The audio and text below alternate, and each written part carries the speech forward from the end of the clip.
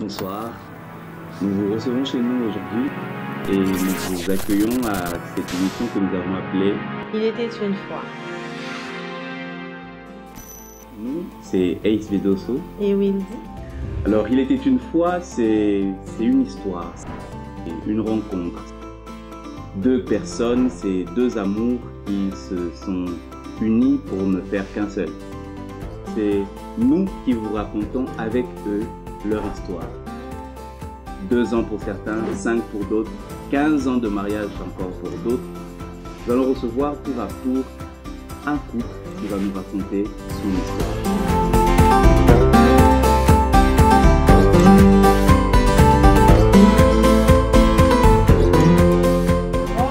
Bonjour, bonsoir, bienvenue à Il était une fois.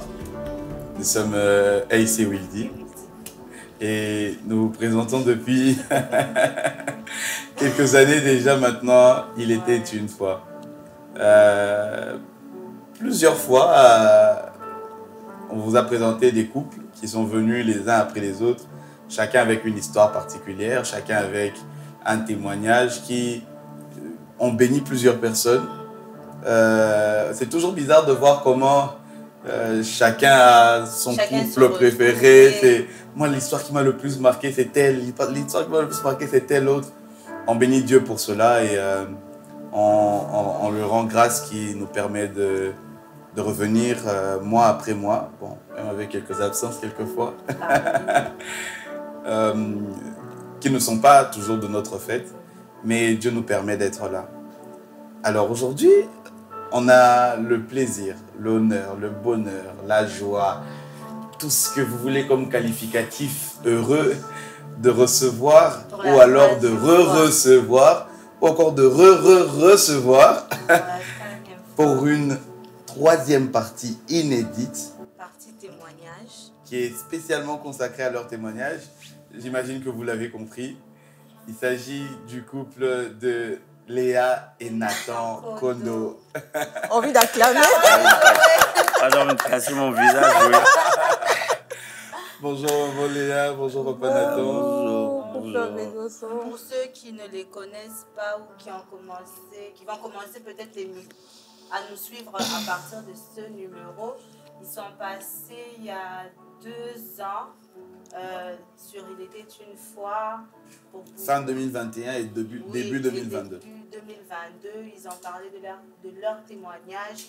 Ils avaient accepté de venir témoigner alors qu'ils étaient encore en train d'attendre un enfant. Après 4 ans de mariage. Oui, après 4 ans de mariage. Et par la grâce de Dieu, depuis septembre 2023, ils sont devenus parents d'un joli petit... Je vous dis, il est très beau ce petit garçon.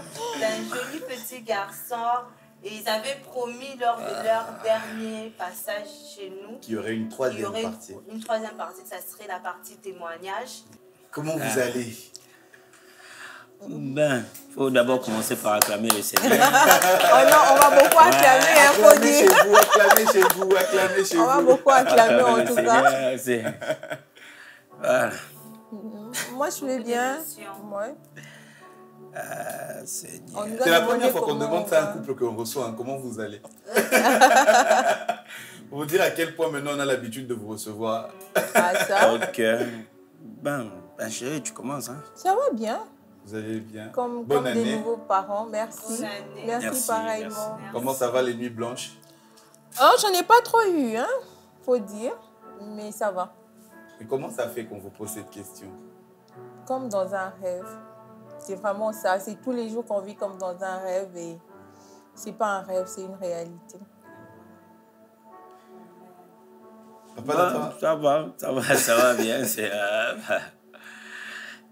de fois, on ne réalise pas. C'est comme si tu attendais que quelqu'un puisse te dire réveille-toi, c'est le matin. Mais bon, on voit que jour après jour, effectivement, c'est toujours différent matin. Mais ouais. C'est quelque chose d'extraordinaire, des choses qu'on a lues dans la Bible, des choses qu'on a vécues chez d'autres. Et maintenant, là, c'est chez nous, c'est juste waouh. Et surtout que on a, comme on dit, comme les coqs, je chante avant les jours, debout, coquerico. Donc, on a chanté avant le jour, on a crié oui, fort. Et là, on voit réellement que notre Dieu est bon, notre Dieu est fort, il est magnifique. Il est fidèle surtout. Ouais. Alors, en petit résumé, on vous a reçu pour 2 numéros. Vous avez raconté votre belle histoire, la demande en mariage au bord du fleuve, avec la chanson inspirée, la guitare, le oui, toutes les épreuves qui ont suivi, la main de Dieu pour le mariage, pour tout ce qui s'est passé.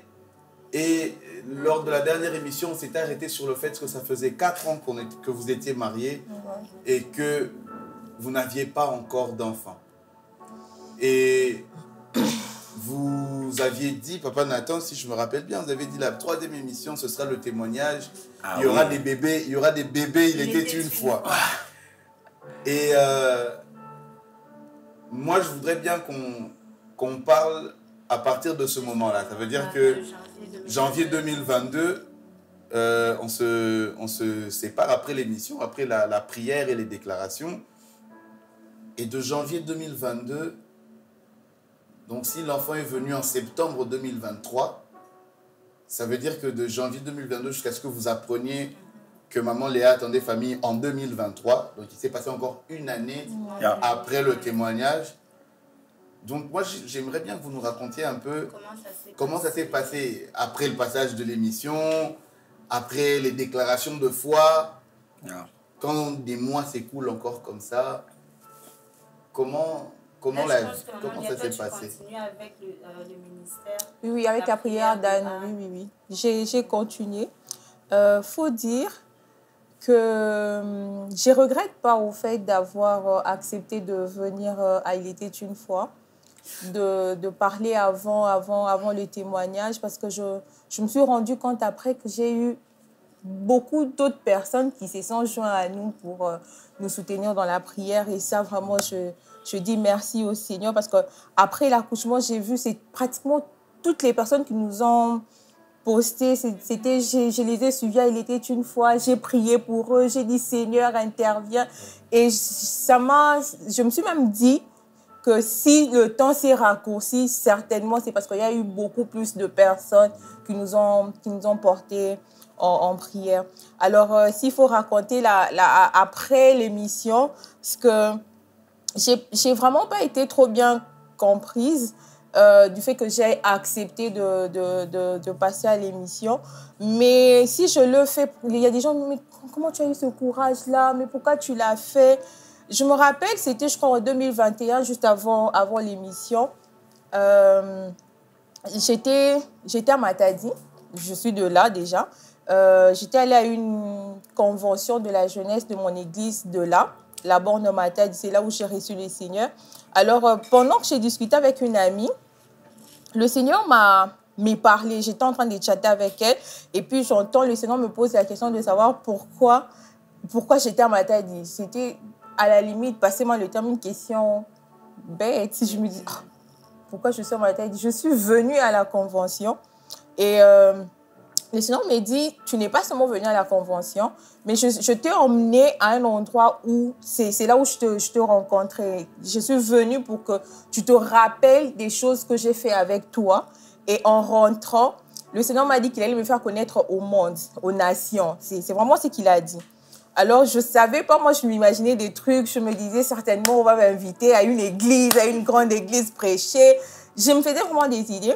Alors, c'est après que je sois passée à l'émission Il était une fois que j'avais vraiment compris que c'était le chemin par lequel le Seigneur voulait justement me faire connaître aux nations, parce que je me suis rendu compte que c'était de partout qu'on était suivis, de l'Afrique, Amérique, l'Europe, c'était vraiment de partout. Alors j'ai continué dans ça, j'ai cherché le Seigneur après Il était une fois.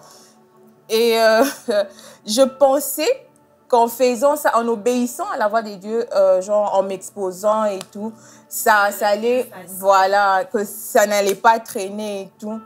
Bon, après je commençais encore à compter le mois, je me disais, peut-être ça sera le mois prochain. En tout cas, je savais, comme c'était au mois de janvier, que ce mois-là n'allait pas se terminer. Après, je comptais le mois. Ça commençait un peu à me frustrer. Mais je me suis rendu compte après que le Seigneur ne fait pas les choses à notre manière, en fait. Hein, il ne fait vraiment pas les choses à notre manière. J'avais vraiment l'impression comme si le Seigneur serait obligé de me donner un enfant parce que j'ai accepté de parler avant. C'était vraiment ça dans ma tête. Je me disais, bon, et alors quoi, Nassim s'y touche. Il était comme obligé, mais pourtant pas. Et le mois sont passés. Mais ce que j'aime, c'est que après ce temps, le Seigneur a commencé à envoyer des gens vers moi. Il y a beaucoup de personnes qui m'ont contacté après l'émission. Et par la grâce de Dieu, j'ai essayé de faire un grand travail, des choses que moi, je ne comprenais pas avant. Je pouvais me voir en une personne. Tu vois, quand il te parle, sa manière de réfléchir, tu te dis, ah, moi aussi, je pensais ça. Pourtant, c'est pas ça. Le Seigneur vraiment m'a permis d'être une source de bénédiction pour plusieurs personnes. Et moi, j'ai pas cessé d'apprendre aussi. Je n'ai pas cessé d'apprendre. Alors, c'était ça. Donc, j'étais là, je m'attendais, je pensais vraiment que quelque chose allait se passer, mais pourtant, ce n'était pas le cas. Maman, est-ce que pendant ce temps, il y a eu un moment où tu as eu un peu à remettre ta foi en question, les promesses de Dieu et tout, pendant cette période-là encore? De voir que malgré le fait que tu l'avais obéi, que c'est vrai, il n'était pas obligé, mais ok, mais ça vient quand exactement? Cette question, je pense, c'est vraiment arrivé, mais vers la fin de l'année, début de l'année 2023, oui. Donc, au moment où le Seigneur te bénissait. C'est exactement, voilà, c'est au mois de décembre. J'ai vraiment vu l'année se terminer comme ça, sans rien, je dirais. Et alors, comme vous savez, on s'est marié au mois de janvier, donc on préparait pour... Oui, c'est notre 5e année et je me disais peut-être que le Seigneur allait nous donner un cadeau d'anniversaire, qu'on puisse savoir qu'on était... Enfin, que j'attendais famille. Alors, j'étais en train de... Je voulais un voyage. Je me disais, à défaut d'un enfant, que je voyage au moins, question de changer d'idée et tout. J'ai même demandé à Nathan, chérie, emmène-moi même à Brazza seulement et tout. Mais c'était compliqué. Les voies de Dieu. C'était compliqué et je me rappelle, le 27 janvier 2023, en lingala, on dit « et c'était ce qui m'avait plus frustrée. J'avais l'impression que Dieu me refusait tout. Je lui disais, mais donne-moi un enfant, tu ne me donnes pas un enfant, même un petit voyage, tu n'es pas en mesure de m'en donner et tout. J'étais vraiment genre, ok. Mais ce qui est bizarre, c'est que j'aime tellement le Seigneur que mes frustrations ne se limitaient que dans la présence de Dieu. Une fois que je sors de la présence de Dieu, j'étais normale comme si rien n'était. Et la dernière fois où j'ai pété les plombs, passez-moi le terme, c'était... on était en train de méditer avec Nathan. On méditait et la méditation était tombée sur l'histoire de Moïse quand le Seigneur l'envoie parler à Pharaon de laisser aller son peuple. Et quand Moïse arrive, la Bible dit que le Seigneur avait endurci le cœur de Pharaon. J'avais l'impression comme si Nathan était devenu Dieu.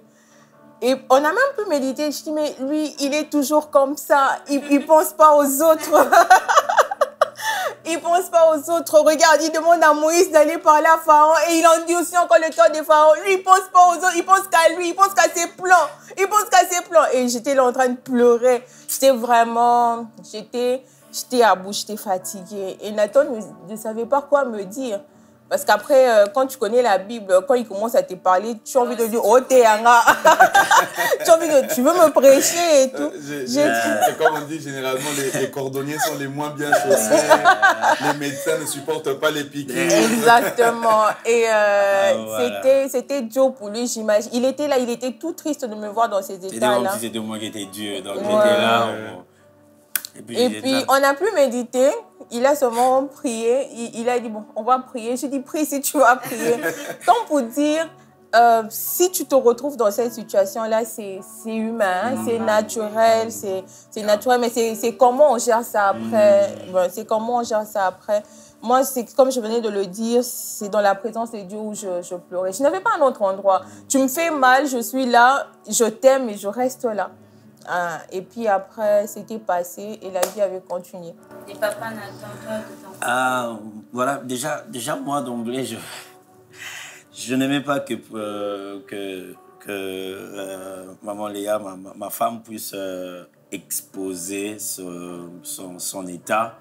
En tant qu'homme, je sais pas si c'est le cas pour plusieurs hommes, mais moi je suis un peu protecteur. J'aimais bien la protéger un peu des regards des autres, des dires des autres. Moi, en tout cas, bon, j'étais parmi surtout au début, j'étais parmi les premières personnes qui disaient, ah, franchement, Léa, c'est chaud, quoi. Parce que, après, j'avais compris, même pour la prière d'Anne, je me disais, chérie, tu veux créer l'auditoire et puis dire à tout le monde que tu n'as pas d'enfant. Déjà, là, tu donnes l'information. Parce que je me disais qu'il y a d'autres personnes qui ne connaissent pas. Ok, c'est bon, que ces personnes soient comme ça et puis elles vont découvrir après quand le Seigneur va... Mais elle, c'était pas ça. J'ai pris du temps quand même. J'ai pris du temps pour accepter l'idée. Et puis après, le Seigneur m'a utilisé pour lui parler de certaines choses qu'elle a vécues ou encore elle est en train de vivre. Maintenant, je me rappelle que c'était un soir dans notre chambre et le Saint-Esprit m'a saisi et puis moi, j'ai commencé à parler. Et à son tour, maintenant, elle commençait à refuser. Voilà, c'était ça. Et après l'émission, bon, je dirais qu'après l'émission, notre honte, ce que n'est pas avoir d'enfants, surtout chez nous les Bantous, c'est une honte. Et notre honte n'était plus locale, notre honte est devenue internationale. Donc, notre honte a été publiée officiellement, pas seulement d'une manière locale, mais c'est international. Je sais que dans chaque continent, il y a une personne au moins. Il y a une personne au moins. Franchement, c'est vrai. Ça a été publié comme ça. Il fallait vraiment la troisième fois que vous ouais. Parce que je me suis rendu compte qu'il y a quelqu'un qui ne savait pas qu'on avait déjà un enfant. Oui, on a donné. Il y a des gens qui ne savaient pas. Quand je me rencontrais avec des gens, c'était... il y avait 3 questions. Comment tu vas? Comment va madame? Et puis la suite, deviner la suite. Je n'aimais pas la suite. Donc quand j'ai rencontré souvent des personnes, je voulais qu'on passe directement. Surtout des personnes qu'on s'est vues il y a longtemps. Ils avaient appris que on s'était mariés. Comment va madame? Après madame, vous avez déjà combien d'enfants? Ou encore comment va les bébés? Il y a quelqu'un qui me posait la question, comment va les bébés? Cette réponse-là, tu vas mentir, tu vas pas mentir, qu'est-ce que tu vas dire? Bon, généralement, je disais en cours de téléchargement. Ma réponse était en cours de téléchargement. Ou encore, je pouvais dire, ils vont bien, ils vont bien. Donc, après l'émission, après l'émission, c'est vrai que notre honte était devenue internationale. En Asie, en Europe, en Amérique, en Australie. Donc, voilà, c'est bon. Mais même si... Congolais partout, déjà, faut se dire. La honte qui était internationale a sorti quelque chose de très bien que j'aime. On a créé, après cette émission, une armée de personnes qui nous ont porté à cœur. Des personnes que nous ne connaissons pas. Il y a vraiment une armée de personnes. Donc, l'intercession était devenue mondiale. L'intercession était devenue mondiale. Des fois même, je regardais dans les commentaires, je voyais comment est-ce que les gens pouvaient prophétiser sur nous, parler sur nous, prier pour nous. C'était quelque chose de waouh. C'est vrai que certaines personnes aussi pouvaient trouver que c'est quand même osé. C'est quand même osé. C'est comme s'il y avait une bataille, tu dis déjà que, bon, je vais te gagner. Ou bien, en lingala, c'est non, bétail. Donc, je vais te cogner déjà là. C'était ça. C'était ça. C'était... Vendre la peau de l'ours avant de l'avoir tué. Voilà, vendre la peau de l'ours aux enchères en plus. Donc, c'était osé. Et puis, après, c'était janvier. Bon, comme Léa aussi, hein, je me disais que cette année, vraiment, ça ne va pas rater. Mais il y a eu un silence. Ouais. Hein, il y a eu un silence total. Ben, moi, j'ai compris que c'est comme si le Seigneur ne voulait pas que ça puisse être en 2022. Parce que quelqu'un pouvait dire que, il savait déjà qu'il était enceinte. C'est pour cela qu'ils étaient libres d'en parler. En tout cas, je vous dis, silence total. Test après test. Est-ce que vous avez même fait des tests? Hein? Moi, je n'aimais pas les moments des tests. Hein, parce que après les tests, c'était au moment de frustration. C'était le moment de frustration. Du coup, jusqu'à ce qu'on arrive en 2023, là, on s'est vraiment rendu compte que c'était encore une année qui était passée. Rien. Et comme elle le disait, Tokoti 5 ans. Et en janvier, Nzambepe, on a changé méditation parce que nous, on suit le programme de la Bible, les méditations. Je crois que c'était Exode. Hein? C'était Exode. Et puis je vois, on était en train de méditer en amoureux.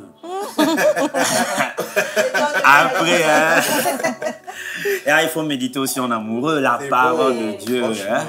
On était en train de méditer et puis là, j'ai vu ma femme, en tout cas, voilà, elle était dans tous ses états, voir comment est-ce que Dieu faisait les choses comme il voulait. Donc, elle était dans tous ses états et les moments les plus durs pour moi, c'est quand il n'y avait pas que ce janvier-là, même auparavant. C'est vrai que là, c'était vraiment comme le ras-le-bol. Parce que j'avais l'impression d'avoir tout fait. En fait, à la moindre escarmouche. Non, en fait, par la grâce de Dieu, j'ai appris à obéir. Voilà. Alors, moi, j'ai fait ma part. Toi, tu dois faire ta part aussi. Maintenant, j'avais l'impression comme si moi, j'ai fait ma part. Toi, tu ne fais pas ta part. Donc, c'était là, les moments les plus difficiles, c'était quand je la voyais triste. C'est vrai qu'elle, qu'est-ce qu'elle faisait quand elle était triste comme ça, après quelques heures, elle entre dans la présence de Dieu, elle prie. Et puis, ma femme parle comme si Dieu était là. Hein, tu vois,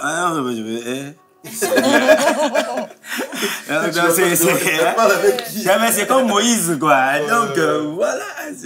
Et puis, après, quand elle sort dans la présence de Dieu, elle change. Mais c'est le moment le plus difficile, c'est quand je la voyais pleurer, c'est quand je la voyais avoir mal. Je me disais, je sais pas. Hein? Parce que moi, j'avais très mal. J'étais limité, je ne pouvais pas me montrer. Imaginez-vous qu'on puisse faire Dio. Ça, c'était ma part. Je savais que c'était... Je savais que c'était ma part. Je savais que c'était ma part d'homme. Hein? J'avais mal. Elle savait que j'avais mal. Et puis, s'il fallait pleurer, en présence, il fallait être fort pour nous deux. À un moment, mes questions, je disais... à un moment, je disais, Seigneur, tout ça, c'est toi. Moi, je disais seulement, tu vois, tout ça, c'est toi. Si tu avais donné, on n'allait pas être comme ça. Je disais, tout ça, c'est toi. J'ai compris le sentiment qu'avait Jacob quand... je crois que c'est lui, hein, quand Rachel demandait, donne-moi un fils. Donc, le sentiment là de Jacob, moi, je n'avais pas dit, suis-je Dieu? Ça allait être compliqué, cette réponse-là. Terrible. Mais après, dans la présence de Dieu, je me disais que si tu avais donné, mais... Là, c'était janvier. Et puis, vers la deuxième étape après l'émission, c'était l'étape de la découverte. Elle voulait... Oui. Oui, parce que comme on est déjà en train d'aller de l'autre côté, il y a juste quelque chose qui m'a traversé l'esprit. Quand vous avez dit... Quand Wildy a dit, c'est comme si vous aviez vendu la peau de l'ours avant de l'avoir tué.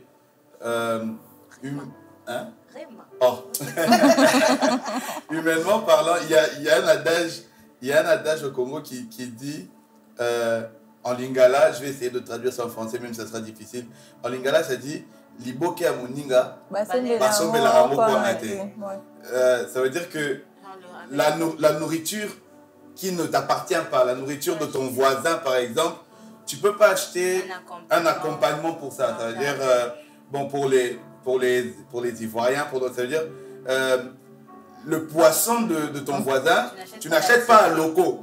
Tu n'achètes pas ton loco pour manger avec le poisson en disant, puisque mon voisin, le poisson, moi j'emmène mon aloco, je vais manger, je vais chez mon aloco pour manger avec son poisson. Ou bien du frites. Ou alors voilà, voilà. Bon, lui il a un steak, moi je vais juste acheter les frites pour manger son steak. Tu ne peux pas baser tes calculs sur ce qui n'est pas à toi, sur ce qui est à ton voisin. Yeah. Mais l'avantage maintenant avec Dieu, c'est que avec Dieu, quand tu amènes ta chicoine, il te donne poisson.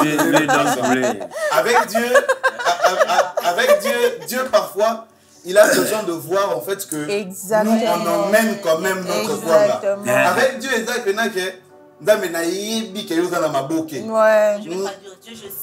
sais que toi tu as les papillotes de poisson. Tu as le gombo. Je sais que toi tu as la nourriture. Tu as de quoi manger. Moi je t'emmène ma chicoine. Je t'emmène déjà mon aloco. J'emmène déjà ce avec quoi je vais manger. En fait, avec Dieu, c'est pour ça en fait qu'il nous a donné la foi. Notre foi en fait c'est comme ton aloco. Parce qu'en plus, Dieu est le consommateur de notre foi. Exactement. Auteur et consommateur. Et donc nous, n'ayons pas peur, ne fonctionnons pas avec Dieu comme avec les hommes. Avec Dieu, emmenons notre part d'aloco et puis présentons notre aloco. Il y avait plus de 5000 personnes qui devaient manger. La question que Dieu pose aux disciples, c'est qu'est-ce que vous avez? Et après avoir demandé qu'est-ce que vous avez, c'est là que les disciples disent, il y a un petit ici qui a 5 pains et 2 poissons. C'est sur base des 5 pains et 2 poissons que l'on rend grâce au Seigneur et qu'il les multiplie pour que la foule mange. Donc, l'ibo qui est Seigneur, dresse même déjà la table. Tu laves même déjà les mains. Et c'est ce qu'on a fait d'ailleurs, même en passant à l'église. On a lavé les mains avant la nourriture. Par rapport à la foi, la Bible dit aussi que même si tu as une foi qui est petite, comme exactement. Tu peux dire à une montagne de se déplacer et elle va se déplacer. Donc même si ce n'est pas beaucoup d'alocos, même si ce n'est pas beaucoup d'attiéké, même le peu que tu as là, c'est suffisant pour Dieu pour qu'il agisse en fait. Exactement. Exactement. Donc c'est quelqu'un qui était affamé mais qui ne savait pas quoi faire du peu d'aloco qu'il avait, présente ça au Seigneur et dis-lui que tu as déjà l'aloco, tu as déjà la foi. Il reste seulement que la pluie vienne maintenant et que Dieu le fasse. Voilà. Oui, papa. La découverte. Donc la découverte, là c'est l'évangile selon moi. Hein, parce que chacun de nous voit selon son angle. Jean a vu, Matthieu, chacun de nous. Voilà, maintenant là l'étape de la découverte. Avant aussi l'étape de la découverte, les gens ont prié pour nous mondialement, mais nous avions eu aussi des cas de prière comme ça, des personnes qui avaient les mêmes cas que nous, mais qui sont venues nous demander la prière. Là, ce sont des choses que je dis, oh Seigneur, on a vu des gens recevoir ce que nous on attendait. Donc, avec Dieu, c'est... Toi, tu n'as pas, mais tu donnes. Le Seigneur te demande de prier pour quelqu'un. Et puis, il n'y avait pas seulement des personnes qui venaient avec... surtout plus pour ma femme, il y a des gens qui ne venaient pas seulement avec des problèmes de conception. Il y avait d'autres qui venaient avec d'autres problèmes. Il y avait d'autres problèmes et ma femme a fait un grand travail après l'émission. Ce qui était bizarre, on peut aller prester comme ça, on finit de prester. Léa n'est pas là, mais quelqu'un qui va me demander, il y avait toujours quelqu'un qui me demandait, maman, Léa n'est pas venue avec vous, Nathalie. Plus star que la star. C'est compliqué, on cherchait maman Léa. Là où on partait prester dans les églises, il y a toujours des gens qui demandaient après elle. Je me disais, waouh, donc quelle femme forte dans les seigneurs. Ouais. Et puis, c'était la découverte. C'était la découverte. Après le 27, on devait voyager pour, nos 4 ans. Je crois qu'on était en train d'envisager Goma. 5 ans. C'était pour nos 5 ans. Oh, mon Dieu. J'ai comme l'impression que je me suis marié il n'y a pas longtemps. À 5 ans, on devait aller à Goma. Et puis, le minimum, c'était Brazzaville. Mais bon, on n'a pas pu. Elle, quand même, elle est partie. Elle est partie chez ses parents, je crois, à Matadi, pour se reposer un peu. C'est là que c'était début février, je pense, fin janvier, début février. C'était en février, c'est là qu'elle se sentait pas bien. Elle se sentait déjà pas bien avant qu'elle puisse voyager. Je n'aimais pas l'idée qu'elle puisse voyager, mais bon, elle avait besoin de ça, elle avait besoin d'un déplacement. Non, je suis allée pour le projet. Ah oui, elle était partie. Oui, pour c'est un vrai truc, qu'elle voulait. je devais faire un travail C'est vrai là-bas. qu'elle voulait aussi voyager pour un peu changer d'air. Bon, ça tombait bien, elle aimait l'idée.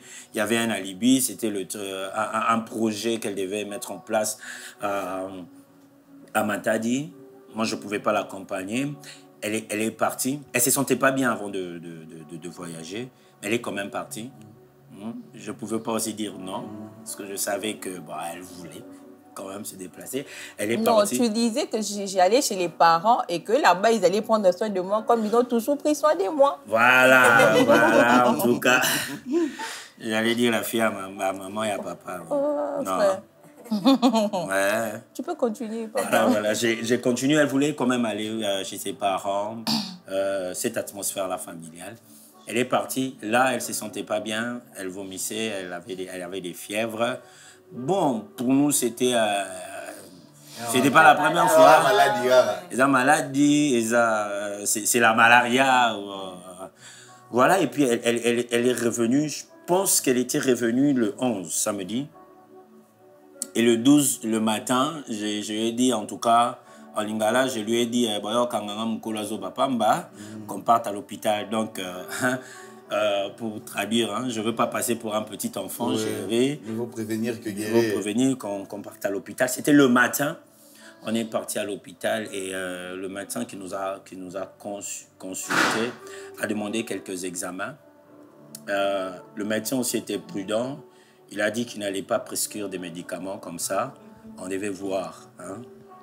On devait voir, puisque cet hôpital, elle a découvert cet hôpital-là, elle va parler de ça, je pense. Le médecin a dit, OK, on va demander des examens. Je vais vous donner tel antibiotique. Si elle est enceinte, je vais donner tel antibiotique. Si elle n'est pas enceinte, je vais donner... Donc, il hésitait de donner des antibiotiques. Raison pour laquelle, quand on est en attente, surtout des enfants, il faudrait vraiment être vigilant. Parce qu'on ne sait jamais. Hein, vous risquerez de prendre un produit qui va tout gâcher. Alors vraiment, quand on est en attente d'enfants, il ne faut pas boire. Ça, c'est un conseil. Il ne faut pas boire des médicaments, n'importe comment. Il faut être sûr. Donc, lui, il était prudent. On a fait des examens. On est parti chercher quelque chose pour manger, parce qu'on avait quand même faim. Et on est revenu les après-midi. Quand on repartait vers l'hôpital, c'est comme s'il y avait l'alerte. C'est comme si c'était le jour de gloire. On est arrivé à l'hôpital. Elle est entrée avant moi. Moi, j'étais là à la réception. Les médecins disent, où est votre mari? J'ai traîné un peu les pas et puis je suis rentré. Et voilà, tout bonnement. Alingala dit, jour où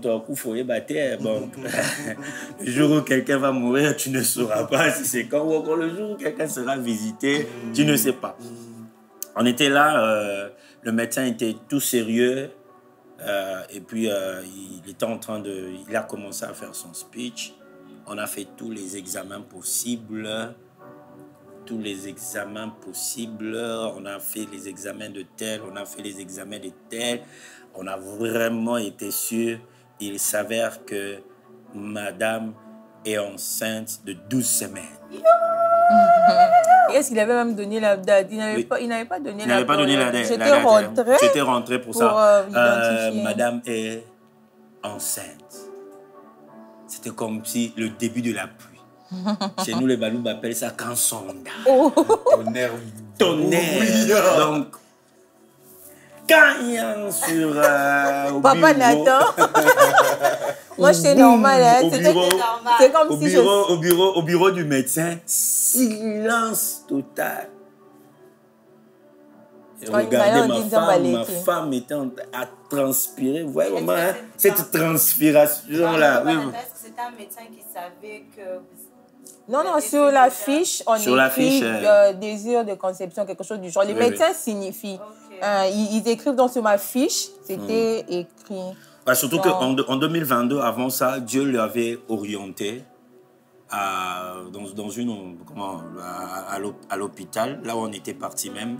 Il avait orienté. aller voir un médecin. Bon, elle va parler de ça. C'était comme un tonnerre et j'étais calme. Et ma réaction avait choqué ma femme, oh la pauvre. J'ai demandé au médecin, docteur, est-ce que vous avez bien regardé? En fait, je ne voulais pas que ça soit une blague, sinon c'est... J'ai dit, docteur, franchement, regardez, hein? Je lui ai rappelé. Bon, je lui ai rappelé. Ça fait déjà 5 ans que ma femme n'a pas conçu. Je lui ai rappelé d'abord notre état. Et puis j'ai dit, docteur, est-ce que vous avez bien regardé? Jean-Baptiste, hein? Je te dis. Lui-même, il a vu Jésus venir, il a baptisé, il a dit... Mais il envoie encore, il envoie demander. Mais quand il est en prison, il dit, allez lui demander, est-ce que c'est lui ou on on va attendre un autre? C'est terrible. Parce que même quand le Seigneur avait orienté Léa dans cet hôpital-là, tout ce qu'on avait transmis, ma femme avec les médicaments, ça fait vraiment... Elle n'y prend pas. Elle peut prendre aujourd'hui, demain, après-demain, puis c'est fini. Et puis à un moment, j'ai pu prendre le médicament. J'ai dit, hé Seigneur, qu'est-ce qu'on va faire? Donc c'était comme un tourneur. J'ai demandé au médecin, est-ce que vous êtes sûr? Le médecin dit, nous, oui, on est sûr. Vu ça. On est sorti de l'hôpital. J'ai vu ma femme transpirer. Et puis on est resté dans la voiture même près de 30 minutes. Personne n'est parlé. Personne n'est parlé. Personne n'est démarré. On était là. C'est un silence. C'est vraiment le premier texte verset, qu'on a. quand j'ai ouvert la bouche, j'ai cherché dans mon téléphone. Quand l'Éternel ça. ramena les captifs de Sion. Nous étions comme de ceux qui ont un rêve. Et heureusement, nous avons expérimenté ce verset biblique. Là, c'était la partie découverte.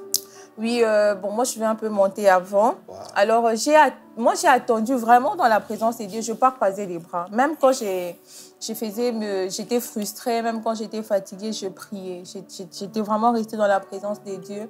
Et je voulais comprendre parce que parfois, même quand on est prophète, Dieu ne nous dit pas tout. Tu découvres, le Seigneur t'enseigne et tu as envie de comprendre la leçon, tu as envie de bien faire. Et je me rappelle, il y a une fois, il y a une soeur qui m'a appelée, elle venait de se marier, elle stressait, elle me racontait comment elle n'arrivait pas à concevoir. Quelques mois. Oui, elle n'avait que quelques mois. Elle stressait et tout. Alors, je lui ai dit, cette année ne se terminera pas. Je lui ai donné octobre, novembre et décembre. Je lui ai dit, tu vas concevoir la période où, oui. En tout cas, la fin de l'année ne va pas finir. Je lui ai donné ce message et c'était passé. Il y avait la prière d'Anne au mois d'octobre. Avant ça, je vous raconte, j'ai accompagné Maman Annie prêcher à un ministère à Kitambo. Alors, après la prédication, il y avait le truc d'enveloppe, achat parcelle. Elle sort une enveloppe, elle dit, enveloppe, c'était seulement une seule enveloppe de $1000. Et puis après, il y avait d'autres montants. Quand elle dit ça, je cherche quelqu'un qui va donner à Dieu $1000 pour l'achat parcelle et tout. Quand elle a dit ça, mon cœur, je me suis sentie concernée. J'ai dit $1000, ébélé, dans ma tête, c'était ça, mais c'était vraiment genre, Léa, c'est toi en fait. Je me suis dit non, certainement il y a quelqu'un pour cette enveloppe. Non, on va monter assez, je vais quand même participer. Elle descend à 500, il y avait toujours personne, 300.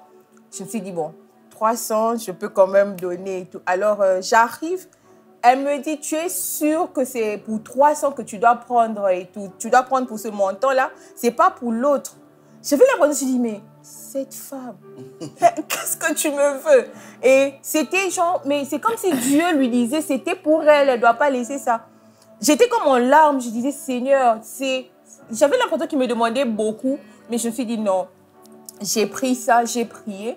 Et je suis rentrée à ma place et tout. Là, c'était, je crois, fin septembre, début octobre. On avait prière. Oui, en 2022. On était en 2022, en octobre. Comme pour dire, au fait, il y a ces choses que le Seigneur nous met à cœur, qu'il ne faut vraiment pas louper. Ce sont des éléments déclencheurs, oui. C'est vraiment comme comment je dirais, le jeu de puzzle là, chaque pièce, au fait, chaque chose qu'on fait compte pour que le Seigneur puisse accomplir ce que tu veux ou ce qu'il attend de toi et tout. Alors, je prends cette enveloppe, je rentre, j'ai dit à Nathan, regarde ce qui s'est passé. J'ai pris l'enveloppe, il me dit, bon, si tu as pris ça, c'est que le Seigneur sait que tu seras en mesure de donner et tout. Et au mois d'octobre, c'était la prière d'Anne. Alors, c'était Papa Kondo qui avait prêché. Je ne sais pas, ma belle famille, j'ai la meilleure belle famille du monde. Et c'était Papa Kondo qui était venu. C'est vraiment un couple qui m'a beaucoup soutenue hein, et qui croit en nous aussi. Alors, il était venu prêcher à la prière d'Anne. Je n'oublie jamais ce message. Il a parlé de la femme, parce que c'est comme ça que moi j'ai pris. Quand l'orateur vient, c'est ce qui devient le sujet des prières jusqu'après la prochaine rencontre et tout. Alors lui, il avait parlé de la femme qui avait perdu son fils unique là. Et il disait, ça arrive dans la vie où tu as l'impression d'avoir tout fait. Sacrifice au sali, prière, médecin et tout, tu as tout fait mais rien. Et en ce moment-là, tu as besoin de la miséricorde de Dieu. Et il a dit, quand le Seigneur a vu, Jésus a vu cette femme-là, il a eu pitié de cette femme et il a ressuscité son fils. Alors, moi, j'étais seulement dans, Seigneur, ta miséricorde. C'est comme ça que j'étais en train de prier. Et seulement le même jour-là, la prière d'Anne, la sœur à qui j'avais parlé au téléphone pour lui dire que tu allais concevoir, je crois qu'on a parlé au mois de juin ou juillet, elle était quand même venue à la prière d'Anne. Alors, quand elle est venue, je l'ai vue, elle priait avec une autre sœur et tout. Après, la sœur avec qui elle était en train de prier m'appelle, elle me dit, je la vois avec un bébé. J'ai souri. Bon, elle ne savait pas le problème de la sœur et tout. Et elle a prié pour elle, elle est rentrée chez elle. Alors, quand j'étais là, je lui ai dit, tu conçois ce mois ici. Je lui ai dit clairement, je lui ai dit, tu conçois ce mois ici. Quand elle est rentrée chez elle, c'est tous les jours qu'elle se disait en elle-même, je conçois ce mois ici. Je conçois ce mois ici. Je conçois. Et quand on est arrivé les 1er novembre, elle dit, je suis enceinte. Elle sort, elle achète le texte, elle met, c'était positif. Alors, j'étais parmi les premières personnes à qui elle a informé. Quand elle m'a appelée, elle me raconte, elle me dit, depuis la prière de Anne, déjà avant, tu m'avais dit le 3 derniers mois, à la prière de Anne, tu m'as dit que j'allais concevoir ce mois. Quand elle a dit ça, j'étais choquée. J'ai dit, Seigneur, moi, je ne peux pas être distributeur de bébés. Moi-même, je n'ai pas d'enfant. Sincèrement, j'étais OK. Et puis, j'ai admiré sa foi. Elle m'a dit, c'est tous les jours, depuis le jour-là, elle était en train, quand elle se réveillait, elle se disait, je conçois ce mois, je conçois ce mois. Et quand on est arrivé le 1er novembre, elle a dit, je suis enceinte. Elle a fait le test. J'ai dit, Léa, c'est que yo, au Sambelara, mais tu n'as pas encore saisi. Et j'étais vraiment choquée. J'ai admiré sa foi. Moi, j'avais vraiment admiré sa foi. Et moi, de l'autre côté, après la prière d'Anne, j'ai prié seulement pour la miséricorde. Je disais, Seigneur, j'avais l'impression que j'ai tout fait. J'avais vraiment l'impression. C'est comme ça que j'étais frustrée en janvier 2023 parce que je me disais, Seigneur, j'ai fait la prière d'Anne. J'ai accepté l'invitation des Védoso. J'ai fait la prière. J'ai pris, j'essaime. Je ne sais même plus combien de fois j'ai sémé. Je ne sais même plus. Et j'étais dans ça. Et j'ai prié seulement pour la miséricorde de Dieu. Un jour, je regardais les statuts des gens comme ça. Je vois un centre, permettez-moi que je cite le nom, c'est Grace of God. Je fais, oh, Grace of God. Je sens encore mon esprit en alerte. J'ai fait le capture et puis je commence à dire, j'ai dit, je suis en train de prier pour la miséricorde de Dieu. Et ce centre, c'est Grace of God. J'avais dit que je n'irais plus jamais à l'hôpital, mais je sens quelque chose ici. Nathan, service, il y avait aussi le service de gynécologie. Alors, j'ai attendu que Nathan vienne. J'ai dit à Nathan, je pense que je vais aller à l'hôpital. Il me fait, quoi, hôpital? Tu vas encore aller à l'hôpital? J'ai dit, oui, je sens que je dois aller à l'hôpital. Et c'est comme ça que je me décide d'aller voir un médecin. Et là, c'est toujours au mois d'octobre. Donc, le mois d'octobre de 2022, c'était vraiment une concentration des informations comme ça pour moi. Et je vais à l'hôpital, je me fais consulter. J'ai dit au médecin que ça sera au mois de janvier que j'aurai 5 ans. Et tu me dis, mais tu as un petit problème. Je dis, c'est un petit. Depuis, j'avais pris la décision de ne plus aller à l'hôpital parce que j'avais l'impression comme si vous me dites que c'est un petit problème, mais vous ne me donnez pas la solution. Alors, il me dit, je vais te prescrire des médicaments que tu dois prendre pendant 3 mois. Donc, c'était octobre, novembre et décembre. J'ai pris le médicament, je suis rentrée à la maison. J'ai dit, je pensais même en allant qu'on allait me dire que j'étais enceinte, mais ce n'était pas le cas. J'étais un peu triste. Je me dis, encore les médicaments, je n'aime pas le médicament et tout. Mais j'ai pris le médicament, j'ai prié. D'abord, j'ai commencé à lire et tout. J'avais un médicament, c'était comme un contraceptif et tout, quelque chose. J'ai appelé le médecin, j'ai dit, mais moi, je cherche un enfant. Il me dit, non, tu peux le prendre, fais-moi confiance. Tu es chrétienne? J'ai dit, oui, je suis chrétienne. Tu peux me faire confiance et tout. J'ai dit, ok, il n'y a pas de souci. Et j'ai pris le médicament. Au lieu que je prenne le médicament sur 3 mois, je ne savais pas que c'était sur 3. En fait, dans ma tête, je devais seulement prendre au mois de septembre. Donc, octobre. J'ai pris pour octobre, quand je l'ai vu là. Et puis après, j'ai vraiment plus pris. Je vais le voir au mois de décembre. Il me dit, madame, est-ce que vous avez pris au mois de novembre? J'ai dit, non, je n'ai pas pris. Vous voulez une chose à son contrat? Je vous avais dit de prendre sur 3 mois. J'ai dit, et il me dit, on doit recommencer. J'ai dit à Nathan, moi, je ne suis pas allée là-bas pour prendre des médicaments. J'étais allée pour qu'il m'annonce que je suis enceinte. S'il faut reprendre les médicaments, là, alors, je ne veux pas prendre. Là, alors, je ne veux pas prendre. Nathan me dit, ah, maman, c'est toi-même qui avais pris la décision de partir. Donc, si tu penses que tu ne vas plus partir, c'est toi qui vois. Alors, c'est comme ça que je suis allée à Matadi. Je ne me sentais pas déjà bien au mois de fin janvier, là. Et je suis allée à Matadi. C'est quand je suis rentrée, comme Papa Nathan venait de le dire, que j'ai découvert que j'étais enceinte. Alors, j'ai envie... Oui, c'était un dimanche 12 février. J'ai envie de dire à quelqu'un, quand on attend la promesse de Dieu, on ne croise pas le bras. On prie, et c'est en prière que le Seigneur nous donne des informations, des actes qu'on doit poser pour pouvoir déclencher. J'ai envie de dire, quelqu'un me demanderait, est-ce que Dieu ne peut pas donner seulement comme ça? Bon, il a sa manière de faire les choses, mais je crois qu'il y a beaucoup de choses qu'il faut comprendre, des informations, surtout s'il est en train de poursuivre un objectif dans votre vie. Et au mois de décembre, on a un programme à l'église de 40 jours. J'ai prié, j'ai cherché Dieu. Et là, avant la fin de ce programme, le Seigneur a commencé à me parler. Il a commencé à me parler dans la chambre. Il me parlait. Vous savez, parfois, quand le Seigneur nous parle, on a l'impression que c'est trop beau pour être vrai. Tu essaies d'imaginer ta petite vie et ce qu'il te dit, tu dis non, ça ne peut pas être moi. J'étais vraiment choquée d'apprendre. Le jour d'après, c'était la nuit. Et le soir, je vais à l'église. Permettez-moi de citer son nom. Le pasteur Eric Senga, c'était lui qui était venu prêcher. Il dit, je viens en prophète. Du haut de la chair, il parlait des choses que le Seigneur m'a dites dans la chambre. Et il disait, tu m'as honoré, tu as réjoui mon cœur. Il est temps que moi, je puisse réjouir ton cœur. Tu as persévéré. Il est temps de dire des touches, mais ce gars, bon, c'est pas... Ce monsieur, il était dans ma chambre ou quoi? J'étais en larmes. En plein culte, j'étais au-dessus. J'ai pleuré. Des pleurs de... J'avais vraiment l'impression comme s'il me répétait les mêmes mots. J'étais en larmes. Les gens ne comprenaient pas. J'ai pleuré. J'ai pleuré comme une petite fille. Et le Seigneur me dit, je veux t'honorer. Tu m'as honoré. Tu as bien fait les choses. Il disait à tout le monde, mais j'avais vraiment l'impression qu'on était seuls, la seule et tout. Et le samedi, je crois que c'était un vendredi ou un jeudi, les samedis, j'ai dansé parce qu'on a une célébration après le 40 jours.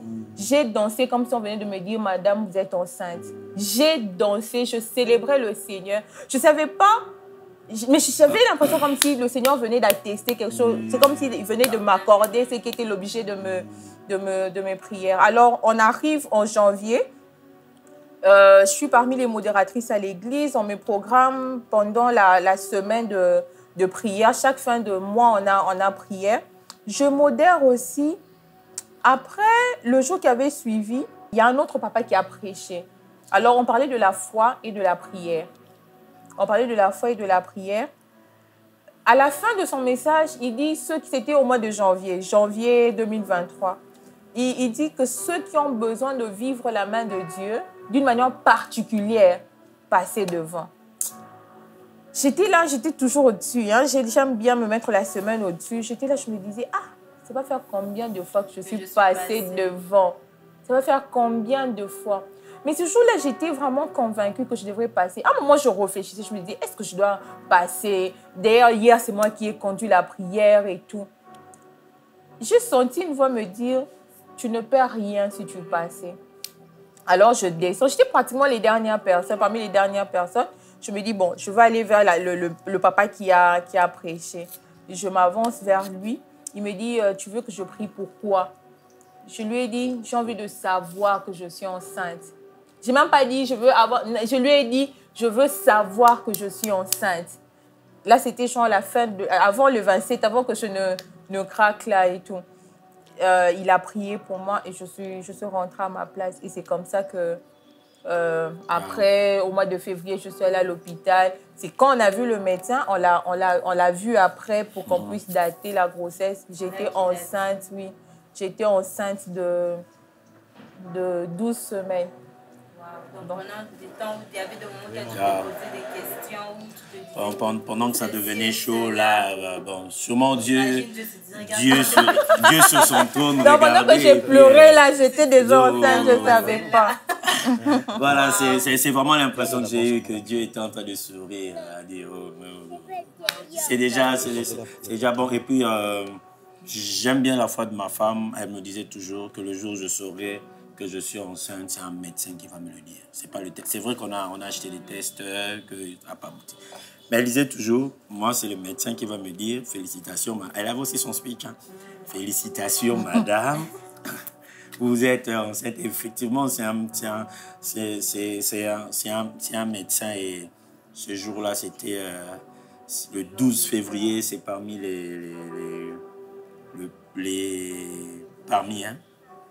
parmi les plus beaux jours de notre vie à deux. C'est vrai, il y a le mariage et puis ces jours-là, le 12 février, on ne va pas oublier.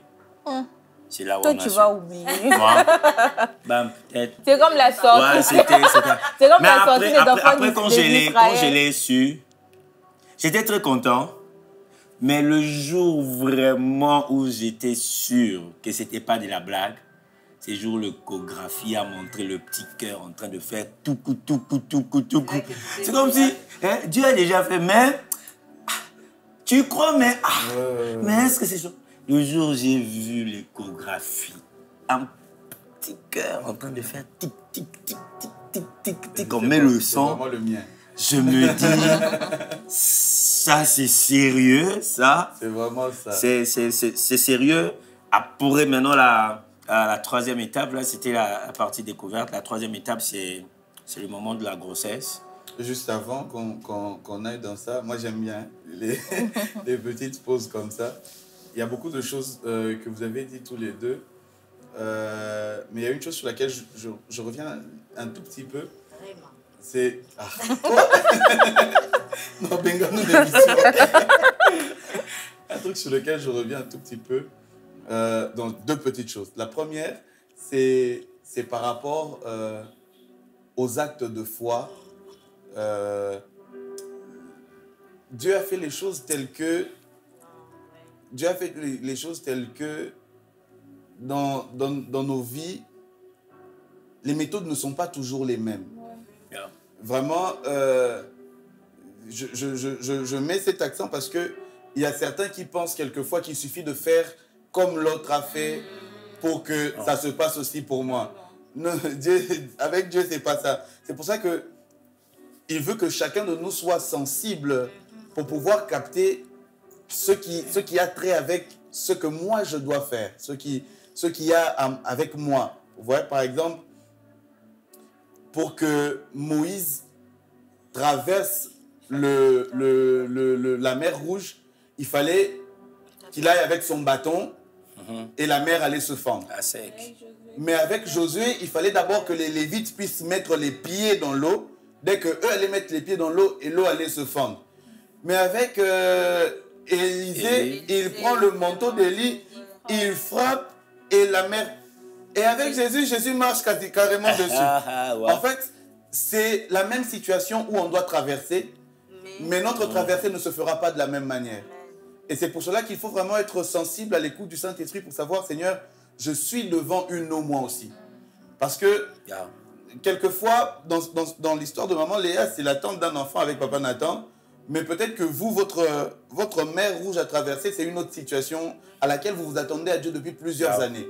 ça peut être en cas de maladie, ça peut être... Le principe, il est le même dans le sens où on veut voir la main de Dieu nous faire traverser parce que de nos propres moyens, on ne peut pas. Yeah. Mais le moyen par lequel Dieu nous fait traverser n'est pas le même pour nous tous. C'est comme ça qu'il ne faut pas juste se baser sur le fait que... C'est pas comme... certains diraient des formules mathématiques où on sait, Voilà, on sait que +1 delta égale A carré, 2AB, enfin machin chose. C'est pas... Avec Dieu, il n'y a pas des formules mathématiques. Avec Dieu, il n'y a pas de formule magique où on va te dire, si tu récites cette formule-ci, tu vas voir ceci. Non. Dieu n'a pas voulu être dans ce genre de choses. Dieu n'est pas mécanique. Dieu est esprit. Et c'est pour ça qu'il faut être sensible lorsque tu ressens que l'appel ici, c'est pour moi. Il y a d'autres personnes qui, pour le même appel, ont peut-être vu genre, ah, ces gens aussi, seulement l'argent, seulement l'argent. N'écoutez pas toujours les gens qui critiquent certaines choses qui vous ont parlé à vous. N'allez pas dans le sens de ce que d'autres disent parce qu'ils ont dit. Parce que chacun a son histoire, chacun a sa particularité, chacun a quelque chose. Les enfants d'Israël demandent de l'eau. Dieu lui dit, frappe le rocher. Moïse va, il frappe le rocher. L'eau sort. La première fois. Et la deuxième fois, la même chose, Dieu lui dit, cette fois, parle au rocher. Moïse sait que la première fois, j'ai frappé, l'eau était sortie. Et il vient encore pour frapper. Et il rate d'entrer dans la terre promise juste parce qu'il n'a pas obéi à une instruction. Et pourtant, c'est le rocher. Et pourtant, c'est Moïse. Et pourtant, c'est toujours question d'eau. Et l'eau même est sortie, mais ce n'était pas la méthode. Et il est passé à côté de quelque chose. Je prie vraiment pour quelqu'un qui s'attend à Dieu de ne pas juste copier quelque chose parce qu'on a entendu que ça se passe comme ça. De ne pas juste... Il y a des choses qu'il faut faire par révélation. Avant la femme à la perte de sang, personne n'avait jamais touché l'habit de Jésus pour être guéri. Mais après elle, même après que Jésus soit parti, on a vu des gens faire ça avec les apôtres. Aller chercher de leurs vêtements pour aller essuyer, que ça touche même le corps de l'homme de Dieu pour que, après, la révélation est venue par la suite. Mais il y a des actes pour lesquels vous devrez être l'initiateur. Il y a des actes pour lesquels ça ne devra commencer que par vous. Et il y a peut-être aussi des actes pour lesquels vous devez avoir vu quelqu'un avoir fait et faire la même chose. Mais dans tous les cas, il y a des fois comme ça où vous entendez quelqu'un parler d'un témoignage, vous entendez quelque chose qu'elle a fait et vous dites non, je dois faire la même chose. Il y a des fois comme ça où Dieu peut vous orienter à faire la même chose que quelqu'un. Mais il y a des fois où vous allez faire ça, mais vous n'aurez pas les mêmes résultats. Pourquoi? Parce que ce n'est pas pour autant les mêmes choses. Ce n'est pas pour autant les mêmes choses. Vraiment faire attention sur la sensibilité à l'esprit et les instructions et sur les actes à poser. Et la deuxième chose, maman Léa, apparemment vous vouliez ajouter quelque chose? Non, je disais à quelqu'un une fois, on dit quoi, une épreuve, hein? Oui. La même épreuve, mais pas les mêmes objectifs. Nous tous, on peut peut-être avoir le même problème d'enfant, mais le Seigneur est en train de poursuivre le même objectif. Oui. J'ai un problème d'enfant, mais Dieu est en train de vouloir travailler ton orgueil. Dieu veut... Il y a quelque chose que Dieu est en train de poursuivre. Surtout, pardon chérie, là où Léa dit que Dieu travaille quelque chose, Dieu, quand il y a une épreuve, il veut nous travailler. J'ai dit toujours à ma femme, si toi tu étais une servante de Dieu, tu finis les études, elle a parlé de ses études, comment est-ce qu'elle échouait, tu finis les études normalement, tu te maries, tu as directement d'enfants, tu allais être une mauvaise servante de Dieu parce que c'est une personne qui est tellement sûre d'elle, tellement sûr de son Dieu, et je crois que les étapes, que ça soit pour... voilà, il faut... Dieu, ça n'a rien à voir avec toi. Dieu veut même que la prière n'allait pas venir. Voilà, ça n'allait pas venir. Donc Dieu vraiment a pris le soin de... Comme un appareil qu'on achète, il y a des sachets là que moi j'aime bien jouer. Tu vois là, je testais jusqu'à ce qu'il n'y a plus rien. Il n'y a plus rien, il s'est rassuré. Il n'y a plus rien. Moi je dis toujours que le Seigneur nous a ramenés vraiment au niveau du torchon, là vraiment, il nous a ramenés. Parce que tu vas voir même un petit que tu as encadré à l'écoudime, ou bien un petit de la foi par rapport à toi, venir te dire que je dois prier pour toi. Tu as sauté, ça c'est la fin, non? Les leçons qu'on a apprises. Bon. Je veux prier pour toi. Oh, ça, je dis toujours à mes amis, hein, même si tu es grand, mais si tu habites, quand tu fais quelque chose de mal, il faut laisser que les petits-enfants puissent te reprocher. Vieux, ce que tu as fait là, c'est pas bien. Non, si les vieux vont être là, ah, c'est vrai. Parce que, bon... Donc, c'est terrible. Tu peux voir même que tu es au culte. Et dans tout ce culte-là, on sait que la personne qui n'a pas encore d'enfant, c'est toi. Mais les modérateurs parlent de ça. On va prier pour que Dieu donne des enfants. Mais bon, on sait déjà. Donc, en tout cas, le Seigneur nous a ramenés à un niveau. On n'a pas le droit d'être orgueilleux pour les choses qui vont arriver dans l'avenir. J'ai vraiment aimé cette phrase. Ça peut être la même épreuve, mais pas les mêmes objectifs que Dieu veut. Le même objectif. Bon, là, c'est à la fin. Hein. Maintenant, là, la troisième étape, et puis on va clôturer. Je disais, le deuxième point, c'est par rapport au dernier axe que vous avez posé après le temps de prière, où vous dites que vous avez dansé dans la présence de Dieu comme si vous aviez déjà reçu ce que vous étiez en train de chercher. Et ça, c'est quelque chose sur lequel le Seigneur est en train de beaucoup nous parler depuis un moment, le sacrifice d'action de grâce. Le sacrifice d'action de grâce, c'est quelque chose que, depuis que le Seigneur m'en parle, à chaque fois que je réalise un tout petit peu, ça paraît fou. Vous étiez en train de dire tout à l'heure, vous disiez que même les gens qui vous regardent parfois en train de poser certains actes, vous regardent vraiment comme ces gens-ci, qu'est-ce qui se passe? Le sacrifice d'action de grâce, c'est comme Paul et Silas. Paul et Silas viennent de se faire fouetter correctement. Ah ouais, ces deux-là, c'est chaud. On vient de les frapper correctement et on les jette dans une prison fermée à double tour. Mais malgré les blessures, malgré les fouets, malgré les pleurs, ils sont en train de louer Dieu. Et la Bible dit, soudain, il y eut un tremblement de terre et les fondements de la prison se sont ébranlés. Et les portes se sont ouvertes et leurs chaînes sont tombées. En fait, louer Dieu dans une situation qui, en temps normal, nous ferait pleurer ou nous ferait poser des questions, c'est vraiment comme si vous mettiez Dieu devant un fait. Il est là et puis il dit, mais il est en train de me remercier pour ça. Est-ce qu'il a déjà reçu? Non, il n'a pas encore reçu. En fait, il y a quelque chose qu'il faut réparer là-bas parce que s'il a déjà rendu grâce comme ça pour quelque chose qu'il n'a pas encore reçu, ça veut dire qu'il faut que ça vienne. Et ça, c'est la clé que Jésus avait. Amen. Jésus reçoit les 5 pains et les 2 poissons dont on a parlé tout à l'heure, mais quand il les a dans ses mains, il dit, Père, je te rends grâce de ce que tu m'as toujours exaucé. Il arrive avec une telle assurance, il dit à Dieu, au moins de Naza Bureau, naïebi ke okosi misanga touche. Il est en train de lui dire, en fait, en ce moment-ci, puisque tu as toujours été avec moi, puisque j'ai vu ta main, et il y a tellement de choses sur lesquelles se baser pour rendre grâce à Dieu, même si dans ce moment-là, on n'a pas ce qu'on est en train de chercher. On parlait avec quelqu'un dernièrement, on disait, quelquefois on cherche des choses très loin. Parfois on pleure parce qu'on n'a pas d'enfant, on oublie de remercier Dieu parce qu'on a un mari qui nous aime. Une femme qui nous aime, une belle famille qui ne nous met pas mal à l'aise, une belle famille pour laquelle on remercie Dieu. On oublie parfois de remercier Dieu pour les acquis et on regarde seulement à ce qu'il n'y a pas. Et Dieu, et Jésus, il est là, il a 5 pains et 2 poissons. Il rend grâce à Dieu pour les 5 pains et les 2 poissons. Il rend grâce à Dieu parce qu'au moins, il y a la matière première avec laquelle le miracle peut venir. Et donc, en cette année, je ne sais pas pourquoi, c'est la 2e émission maintenant déjà où on parle de la fidélité de Dieu. Mais je suis sûr que c'est parce que cette année, c'est l'année où Dieu veut se montrer fidèle. Amen. Et en cette année, l'une des clés pour activer la fidélité de Dieu, c'est les actions de grâce, même de manière anticipée.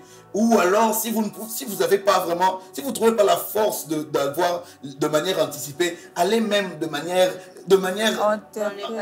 postérieure, antérieure. Cherchez, recherchez vraiment ce qui a été fait avant pour lequel vous pouvez rendre grâce à Dieu pour lui dire, si tu as fait ça hier, Je sais que tu vas faire ça aujourd'hui. Moi, si je peux parler de nous en 2022, on sait déjà que mon mari avait connu un accident. Et j'ai prié très souvent avec maman Léa, malgré qu'elle aussi, elle était dans ses moods. Il y avait ses recherches. Il y avait des jours comme ça où je pouvais juste l'appeler. Je dis, allô maman Léa, elle me dit, oui, qu'est-ce que j'ai dit? Je veux qu'on prie, pourquoi non? Prions seulement. Prions. Et il y a quelque chose, très souvent les gens me demandent, non, comment moi j'ai vécu cette étape-là, parce que lui, il a eu le temps de parler, mais moi, j'ai presque jamais parlé de comment moi j'ai vécu tout ça. L'une des choses vraiment qui m'a beaucoup aidée pendant cette période, et après ça, je me suis retrouvée que j'avais comme une foi bizarre. Je croyais que Dieu pouvait tout, tout. C'est parce que Dieu sait qu'il avait fait, c'est qu'il avait changé ma perception de choses. Donc, au lieu que je me focalise sur « Ah non, mon mari a fait l'accident, les opérations et tout », Dieu a commencé à me rappeler toutes les choses qu'il avait déjà fait. Il m'a dit, regarde, il a connu l'accident à tel endroit, c'était pas à tel endroit. Si c'était à tel endroit, il serait peut-être tombé là-bas, il allait mourir directement. Regarde, il a commencé à me rappeler toutes les choses qu'il avait déjà faites avant. Et je me suis dit, en fait, s'il a pu faire tout ça, c'est que ça aussi, il peut le sortir. J'ai dit, pourquoi il a connu un accident aussi grave, mais c'est pas, la tête n'a pas été touchée, il n'y a pas d'hémorragie interne, il n'y a pas quelque chose... En fait, la blessure qu'il a eue, elle est vraiment visible comme ça. On voit, on sait exactement. Et on commence à traiter et tout ça. Et ça vraiment... Seulement juste ça, ça avait vraiment changé ma perception de voir les choses. Et j'ai eu foi en Dieu d'une manière bizarre, jusqu'à ce que même lui m'avait chassé. Il m'avait chassé avec ma foi. Un jour, il m'a dit, ta foi dehors. Mais vraiment, il y a quelque chose que le Saint-Esprit a eu à me dire pendant cette période-là. C'est que même si comme il a dit, même si tu n'arrives pas à louer Dieu pour ce qu'il va faire, parce que tu peux être fatigué, essaye de te rappeler les anciennes choses que le Seigneur a déjà eu à faire. Et moi, il m'a dit vraiment, si on a la capacité de le louer dans le futur pour les choses qu'il va faire, parce que notre âme a le souvenir de ce qu'il a déjà fait dans le passé. Je ne le loue pas juste comme ça. Non, je sais que, telle chose, j'étais dans telle situation, c'est toi qui avais fait. Donc, je te loue pour ce que tu feras, parce que tu as eu à faire quelque chose, même si c'est des domaines différents, même si c'est vraiment des choses différentes, vraiment en tout cas. Papa Nathan, il t'est jamais arrivé que tu sois quelque part et par exemple, vous êtes quelque part et quelqu'un voit un truc qui t'appartient et il te dit, ah, Nathan, ce truc c'est bon, hein, merci. Il te dit merci alors que c'est pour toi. Ouais. Ok, oui, et tu te dis, qu'ils prennent seulement un. En fait, quand quelqu'un te met déjà dans une position où il te dit déjà merci pour quelque chose que tu ne lui as pourtant pas encore donné, qui t'appartient. Tu te sens comme un peu obligé. Surtout si c'est en présence des gens. Quand c'est en présence des gens, c'est comme si vraiment tu as même honte de refuser. C'est comme et en fait, louer Dieu devant les gens comme maman Léa a fait là, Dieu vraiment regarde, Dieu dit mais même si c'est pas pour elle, mais à cause des yeux des autres qui l'ont vu. Ce gars vraiment m'a loué dans cette condition. Ce gars ici m'a loué comme ça. J'avais dansé. Et c'est ça avec la femme à la perte de sang. La femme à la perte de sang, elle n'est pas digne de s'approcher de là où il y a les gens. Mais à cause de son courage, et même Bartimée, il y a la foule, il y a tout ça, mais il crie à Jésus. Il dit, Jésus, fils de... Hey, on lui dit, hey, tais-toi. Toi, dans ta position là, tu ne peux pas. Il crie encore plus fort. Et Jésus se retourne parce que si ce gars n'a pas eu peur de crier, si cette femme n'a pas eu peur de braver une interdiction formelle qui pouvait la conduire à la mort, pour venir, il faut qu'elle aille ce qu'elle est venue chercher. On doit... Bon, comprenez-nous, hein, cette émission, c'est la dernière saison. Comprenez-nous. Ça risque d'être encore même long. que vous nous entendez, le Saint-Esprit pousse quelqu'un à être comme dans un moment de prière. Fais-le. Parce que cette émission, on n'est pas seulement venu dire ce que le Seigneur a fait, mais nous sommes aussi venus transmettre quelque chose à quelqu'un. Moi, un moment, parce qu'on a la troisième étape, comment est-ce qu'on a géré la grossesse, on va aller rapidement. Moi, un moment, j'ai dit au Seigneur, j'ai même dit à ma femme que je ne veux pas écrire des chansons qui ont trait à la demande, parce qu'on en a besoin. Hein. À un moment, tu écoutes ça, moi j'ai dit, je ne vais pas écrire. Donc ça a changé ma manière d'écrire. Maintenant là, je peux écrire. Ce que je ne voulais pas, composer une chanson, que certaines personnes écoutent ça, que ça puisse être un Goyao, Seigneur, pense à eux. En tout cas, pour ceux qui me connaissent encore, j'étais encore plus fou. Hein? J'avais dit que moi, je ne veux pas écrire des chansons allant dans le sens de... Des lamentations. Oui, c'est normal. On en a besoin. Le peuple de Dieu en a besoin. Mais moi, je m'étais décidé, cet angle-là, rien. Moi, non. Moi, il faut des ngebou. Ah oui, bon, c'est comme ça, j'avais dit au Seigneur, moi, non. Donc, maintenant, là, oui, ça va venir parce que je sais que le peuple de Dieu en a besoin. Et puis, comme Papa Ace parle de l'action de grâce, j'aime bien l'attitude de Jonas dans le ventre du poisson. Jonas dans le ventre du poisson, il a d'abord remarqué qu'il avait la vie, mais ce qu'il est en train de dire dans Jonas 2, il est en train de bénir Dieu avec des phrases comme s'il était à l'extérieur. Après, la Bible dit que l'Éternel parla au poisson, et le poisson a vomi Jonas. Quelle attitude! C'est vrai que quand on parle de Jonas, on voit quelqu'un qui a fui, qui n'a pas obéi. Mais j'aime Jonas du poisson. Jonas du poisson ne sait pas lamenter. Ah, ici je suis, c'est exigu. Mais il a remarqué qu'il avait la vie. Il a dit, tu m'as pris dans les gouffres de la mort, tu m'as donné la vie. Il a apprécié Dieu pour ce qu'il a. Ça va dans le sens de ce que tu es en train de dire. Oui, là, je me dis comment quelqu'un, dans un ventre de poisson, il n'avait pas mangé, il n'y avait pas de bouffe à l'intérieur, mais il a béni Dieu. Et à la fin, la Bible dit l'Éternel parla au poisson. Et quand le poisson a vomi Jonas, c'était à l'endroit où Jonas devait être et il a continué la prière. Donc quand tu as l'attitude d'action de grâce, ce gros poisson-là le gros poisson, ta situation est comme un gros poisson. Tu ne sais pas bien vivre. Tu es comme dans ce gros poisson. Tu ne sais pas faire beaucoup de mouvements. Choisis l'action de grâce. Et je te dis, ce qui est vrai, 2024, le Seigneur le gros poisson va te vomir là où tu dois être. Va te vomir dans le mariage. Va te vomir, tu as des enfants. Va te vomir avec ce poste-là. Donc, ça sera quelque chose d'extraordinaire. Donc, quatrième étape pour parler maintenant de... Comment est-ce qu'on attend? Non, maman. Je voulais dire... En fait, j'ai comme l'impression qu'on doit finir rapidement. Souffrez, hein, c'est notre dernière émission. Suivez ça même en 2 jours. Pause et puis voilà, et puis suivez ça même en 2 jours. Suivez ça même en 2 jours. C'est pas en possible. Tout cas, moi, ce que j'allais dire pendant qu'on était en train de parler, le Seigneur était en train de me dire, au fait de nous dire, la Bible dit que ceux du peuple qui connaîtront leur Dieu agiront avec fermeté. Au fait, très souvent même, le but des épreuves dans la vie des enfants des dieux, c'est de nous faire connaître Dieu, nous révéler Dieu, nous rapprocher encore un peu plus de Dieu. Mais nous ne comprenons pas ça. On a vraiment souvent tendance à nous plaindre, à nous lasser, au fait, justement parce que nous ne connaissons pas Dieu. Celui qui connaît le Seigneur, une femme, par exemple, qui connaît son mari, il sait que même s'il dit non, je sais ce que je peux faire pour qu'il change d'avis. Exemple sûr. Donc, de manière à ce que Dieu attend de nous que nous puissions développer une relation, une communion qui ne dépende pas de choses de la terre.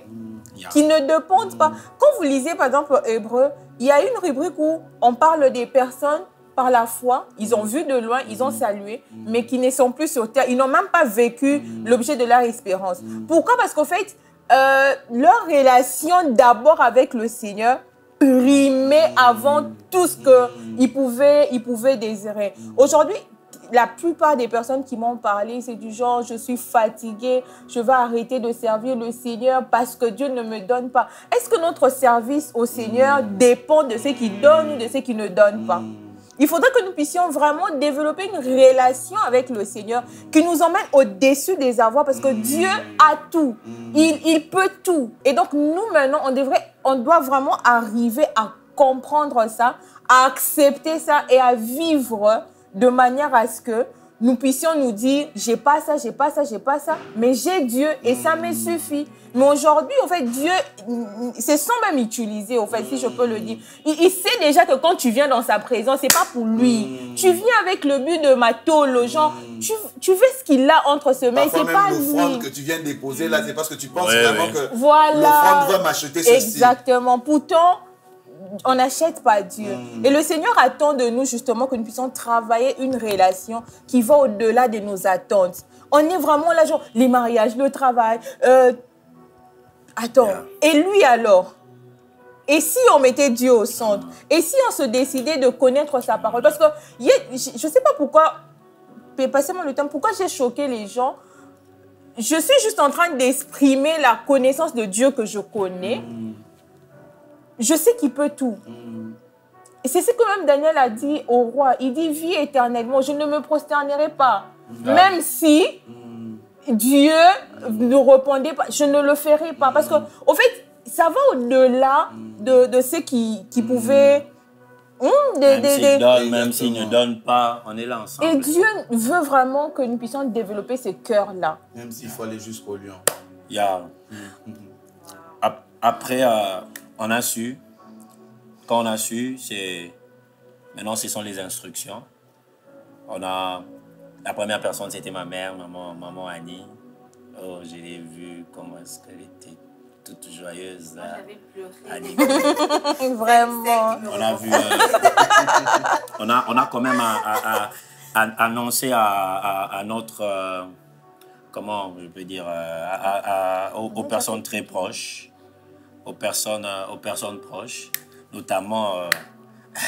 les Védos le savaient aussi. Ils ont su comment? Ils ont su. Bon, le Seigneur nous avait donné une instruction. On a parlé de ça à nos parents. On a parlé de ça aux hommes de Dieu, mon pasteur. Aujourd'hui, c'est comme un générique, hein, je peux citer le nom. On a parlé de ça aux parents, on a parlé de ça à nos parrains. Rappelez-vous de l'histoire, nous on en a deux. Ne faites pas ça chez vous, nous on en a deux. Des merveilleuses personnes, hein? Papa Bob Kalombo et maman Charmante et le patriarche papa Bob Loali et maman Christelle. Donc nous on en a comme ça. Ne faites pas ça chez vous, choisissez une personne, c'est mieux. C'était pas prévu. Hein, voilà, c'est bon, il faut revenir hein, dans les autres numéros. On n'avait pas dit ça. En tout cas, on a parlé. On n'avait pas dit ça. Mais je ne sais pas, il faut fouiller. On les a parlé et puis chacun à son tour, ils ont prié pour nous, ils nous ont donné des instructions. J'aime bien ce que ma marraine, une de ma reines a dit. Nathan, le Seigneur a donné, maintenant nous on doit être prudents. Jusqu'au 22 septembre, le jour J. Wow. Et moi-même j'étais là, en train d'assister ma femme. Je vous dis, les mamans, que Dieu vous bénisse abondamment parce que c'est vraiment un grand travail. C'est vraiment un grand travail. Et après un moment, après plusieurs heures, Monsieur Zoé Answer a vu le jour. C'était à 14 heures, je crois. Quelque comme ça, Zoé Answer est venu. J'étais encore choqué. Il était tout beau, tout mignon. J'étais là. Waouh. Bon. Nous sommes pas. Maman. Oui, donc on a su que j'étais enceinte et puis après, je voulais vivre comme tout le monde. J'avais hâte aller aux fêtes avec mon ventre et tout, mais malheureusement, le Seigneur ne me l'a pas permis. Il m'a demandé de me cacher. C'était difficile, mais bon, j'ai obéi. Dieu, il sait pourquoi. Hein. Parfois, certainement, il voulait m'épargner des combats parce que c'est après qu'on a su que la grossesse, quand les gens ont appris que j'étais enceinte, seraient connus de problèmes et tout. C'est après qu'on a su ça par un serviteur de Dieu qui est passé à la maison, qui a prié pour moi. Il ne savait vraiment pas. Quand il a su que j'étais enceinte, il a demandé de passer à la maison, de me voir. Et il a fait juste 5 minutes et il rendait grâce à Dieu pour la grossesse. Et dans sa prière, j'avais retenu, il disait, Seigneur, merci parce que c'était prévu que Zemi Oyo et 6 mois. Ouais, et j'étais à 6 mois. Et je me rappelle, au 5e mois, j'étais allée à l'hôpital pendant que le médecin était en train de m'examiner. Elle a vu le sang. Et puis, elle était genre en train de chercher d'où ça venait, ses sons. Elle n'a pas trouvé. Et c'est après que l'homme de Dieu est passé on a compris juste que c'était... Parce que ce jour-là, je me suis rendu compte que j'ai commencé à avoir peur. La peur m'animait de perdre ma grossesse et tout. Mais pourtant, il n'y avait rien et tout. Et donc, j'ai obéi à l'instruction de me cacher. C'est vrai qu'on voit les gens sur les réseaux sociaux se promener, mais comme on l'a dit tantôt, avec Papa Enoch, Chacun son combat. À chacun son combat. Donc, quand le Seigneur te dit, il ne faut pas dire, mais et pourquoi lui, pourquoi elle? Je me rappelle, une fois, j'ai vu sur les réseaux sociaux une influenceuse, je ne sais plus trop comment on les appelle, elle a posté vraiment genre la photo de l'échographie. Genre, on est à 12 semaines, avec un sourire, on va dire, les Bakongo. Avec nos familles africaines. Et puis elle va porter sa grossesse jusqu'à la fin, elle va accoucher normalement, l'enfant sera normal. Est-ce qu'il n'y a pas de sorciers chez eux? Il n'y a pas de problème? Comment ça se passe? Mais, après, c'est seulement les sorciers. Voilà, voilà. Et donc, le Seigneur m'a vraiment fait grâce. La grossesse était tranquille, c'était une grossesse de paix, mais vraiment de paix. Je n'avais pas de problème de santé, rien. C'était la semaine même de la date probable du médecin que j'ai accouché. Et j'étais vraiment comme dans un rêve, hein, comme je l'ai dit au début. Déjà, le fait de me voir enceinte, je n'en revenais pas. Et après, quand j'ai perdu le Zoé à la maison, je suis allée à l'hôpital, le travail commence à avancer. Et même quand Zoé est née, j'étais vraiment comme dans un rêve. Je ne sais pas expliquer ça, mais c'était vraiment... Comme dans un film. Oui, c'est comme si j'étais en train de vivre quelque chose qui... Bon, c'est vrai, hein, ça n'avait jamais existé pour moi, mais c'est comme si c'était pas prévu pour moi, mais que je suis quand même en train de vivre. Et j'étais juste choquée de voir surtout les réactions des gens. Même le jour de mon anniversaire, pour dire Zoé est comme un cadeau d'anniversaire, parce que je suis née quelques jours avant, le 19, et lui, il est venu le 22. Le 19, je n'ai pas vraiment vu ce que j'ai vu le jour où Zoé est née. J'étais vraiment sur tous les statuts, je n'ai même pas pu tout voir. Il y avait certaines personnes qui m'ont envoyé des captures, et je pouvais dire que c'était l'église corps du Christ qui était en joie. C'était vraiment l'église corps du Christ parce que ça venait de partout, des félicitations. Et j'ai pu me rendre compte que Dieu est vraiment fidèle. Je me rappelle, je crois que je n'ai pas dit ça, en 2021, le Seigneur me parlait par mon mari, parce que parfois il est saisi comme ça. Le Seigneur me disait qu'il voulait faire le buzz avec moi. Je comprenais parce que je dis, Dieu va faire le buzz avec moi. Et à la limite, ce jour-là, j'avais vraiment l'impression comme si c'était comme un buzz. Vous voyez, quand il y a un buzz, c'est tout le monde qui en parle. Je suis dédiée à Yana, par exemple. Et c'était vraiment comme un buzz. Bénédiction dédiée. Je voyais comment le Seigneur pouvait être fidèle dans le moindre détail. Et je ne dirais pas de comment on vit tous les jours. Vous savez certainement beaucoup aussi depuis que Zoé en soeur est née, et je bénis beaucoup le Seigneur pour sa vie. Alors, j'étais en train de dire à mon mari, c'est pas en vain que le Seigneur a permis que nous puissions vivre toutes ces choses, et c'est pas en vain que le Seigneur a permis que nous puissions même en parler. Certainement, comme je le dis, la vie du prophète est un message. Le Seigneur veut utiliser cette histoire comme preuve tangible dans notre génération que le Dieu de la Bible n'est pas seulement dans la Bible, et que si on croit en ce qu'il a fait avec les autres, il veut le faire aussi avec nous dans notre génération. Amen. Il est seulement question de se disponibiliser et de laisser le Seigneur nous conduire. C'est vrai que quelquefois quand on s'attend à quelque chose et on te parle, on te dit Sarah avait 90 ans, Rachel n'avait pas. Le fait de lire ça dans la Bible, on voit ça parfois tellement loin, et ça fait du bien que quelquefois, même toi-même, tu puisses dire le Dieu qui a visité maman Léa. C'est beau de savoir que j'ai pas besoin de... C'est vrai qu'on peut prier avec les personnages de la Bible, lire cela, nous raffermir, mais c'est tellement plus palpable quand tu peux voir la personne, tu peux toucher, tu peux savoir que le Dieu qui a visité tel dans ceci, c'est le Dieu que j'invoque. C'est ainsi que Dieu vraiment nous utilise quelquefois. Parfois, on se dit, oui, c'est pour la gloire de Dieu. Mais on ne se rend pas compte parfois de tout ce que ça peut demander pour être le message que Dieu veut utiliser. Non, si Dieu veut t'utiliser comme le message qu'il veut faire passer, tu n'as pas idée de ce par quoi tu vas passer. Il y a le prix à des payer, exemples sur Daniel, il devait vraiment vivre dans la cage d'un lion, de plusieurs lions pendant des heures et dormir dedans. Mais tout ça, c'est parce qu'il voulait que la vie de Daniel soit un message. Ouais. Il voulait que la vie d'Élie soit un message. Il fallait qu'il passe par ce par quoi il est passé. Il voulait que Jésus soit un message pour nous et il devait passer par la mort la plus douloureuse et la plus honteuse. Être le message que le Seigneur veut apporter au monde ou alors être celui par lequel Dieu veut montrer sa gloire. C'est pas toujours un sujet que de joie. Surtout pas dans le vécu. Parce que ça vient avec beaucoup de choses.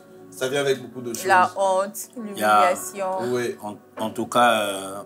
mais la finalité, c'est la gloire de Dieu. Oui, la finalité, c'est la gloire de Dieu. Et on bénéficie aussi un peu de cette gloire. La finalité, nous sommes comme l'ânesse là. Ouais. Jésus était au-dessus, mais c'est lui qui marchait sur les tapis rouges. Donc voilà. Les tapis rouges, à l'époque. Bon, à ces instants, c'est les tapis rouges. À l'étape, là, c'était des rameaux. Non, les rameaux et les pagnes. Sorry pour la contextualisation. Et dans le tapis rouge, les pagnes et les rameaux, les pagnes... les pagnes et les rameaux, et les rameaux, en tout cas, gloire à Dieu. Peut-être que quelqu'un est en train de nous écouter et puis il va dire que vous n'avez fait que 5 ans. Léa a parlé d'une dame qui a fait que quelques mois, mais ne pas avoir des enfants, tu t'es marié même 2 mois. Ouais. Je ne te souhaite pas de vivre ça pour que tu comprennes la teneur. Parce que tu peux minimiser. Toi, tu t'étais marié et puis 9 mois plus tard, et puis tu vas te dire, pendant que tu es en train de nous écouter, ils ont fait que 5 ans. Alors, ceux-là qui ont fait 11 ans, je vous dis, 2 mois seulement pour une femme mariée, c'est chaud. Tu vas stresser.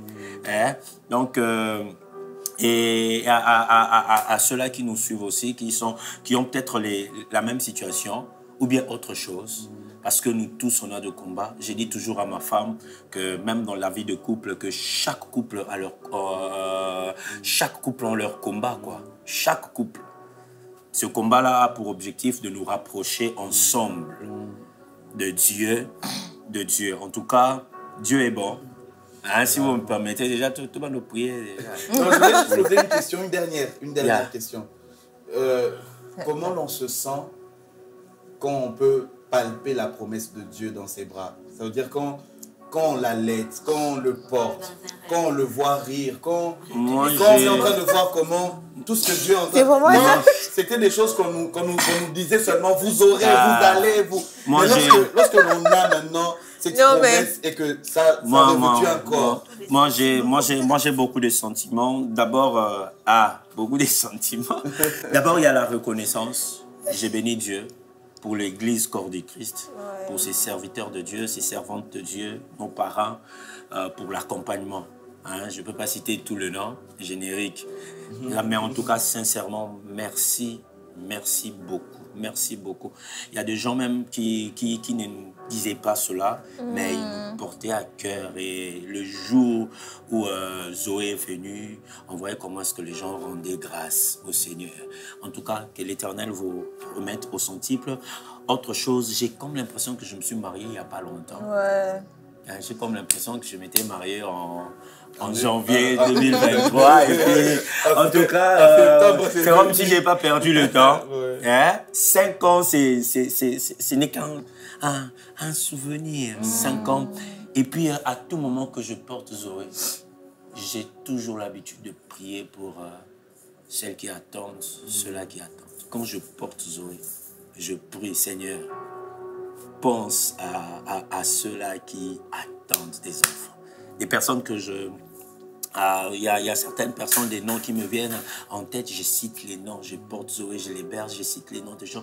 Et puis j'ai prié pour tout le monde. Seigneur, fais la grâce, fais cette grâce à un père de toucher son fils. Et ça, je vais dire son ingale, waouh! Donc ça, une joie que je ne peux pas, que je ne peux pas décrire quand je touche Zoé. Je prie pour tous ceux-là qui n'ont pas encore touché.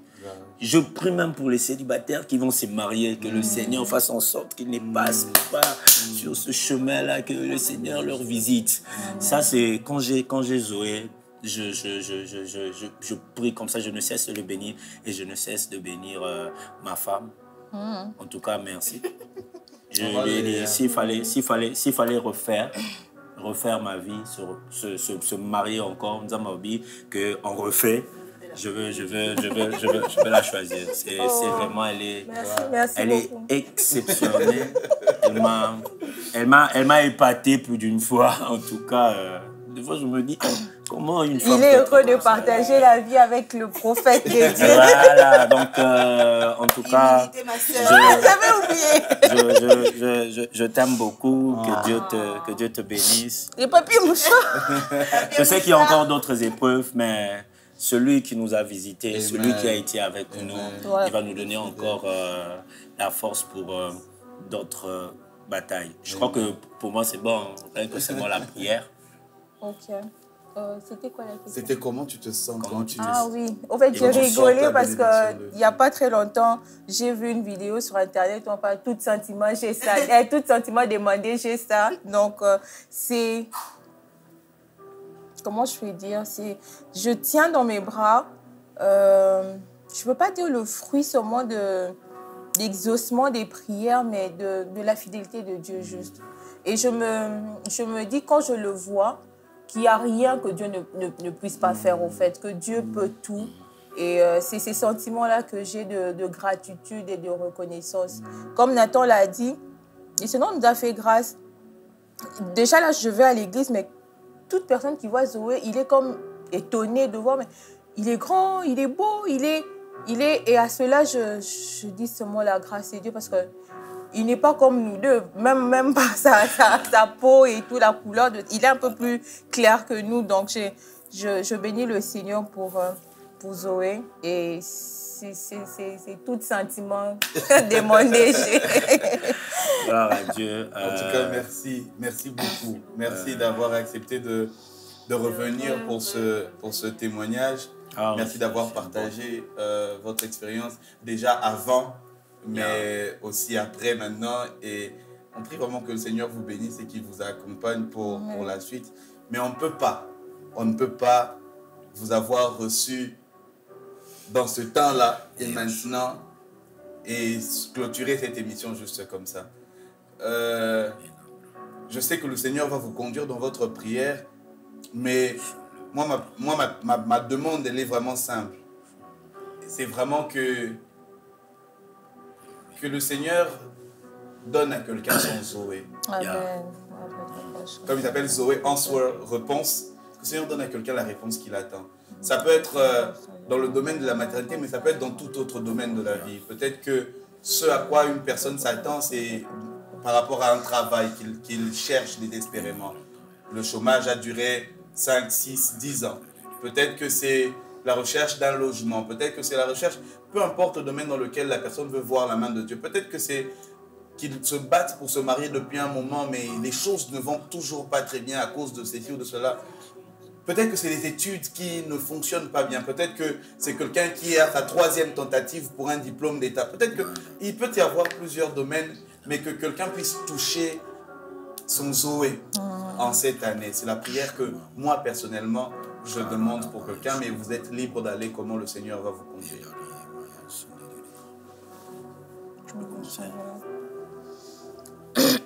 Seigneur, tu es bon, tu es merveilleux. En répondant, Seigneur éternel, à l'invitation de « Il était une fois »,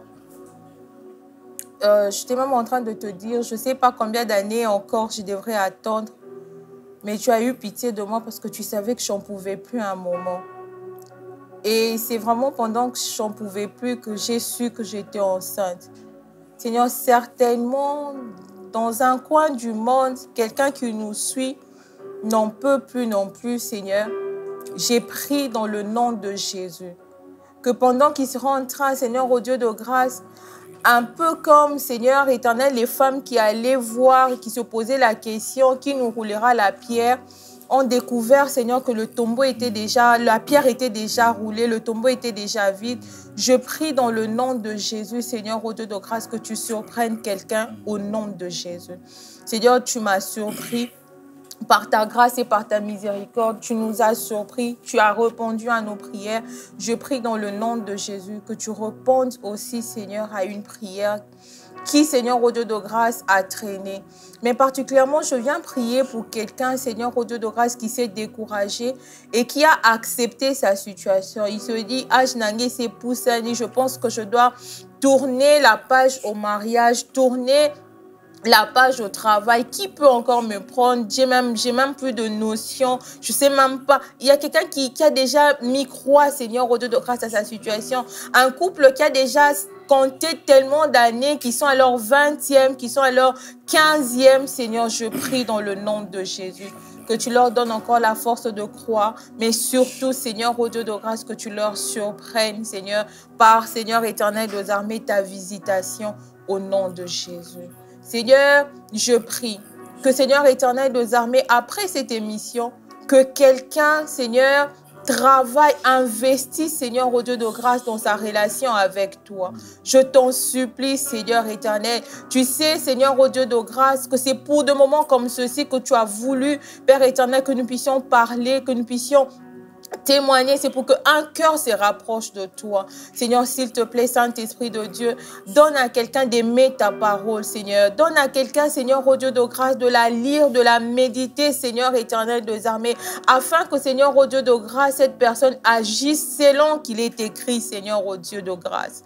Au nom de Jésus, au nom de Jésus, au nom de Jésus, au nom de Jésus. Seigneur, merci pour ta grâce, merci pour ta bonté. Après cette épreuve, tu m'as dit que de ceux qui mangent est sorti ce qui se mange.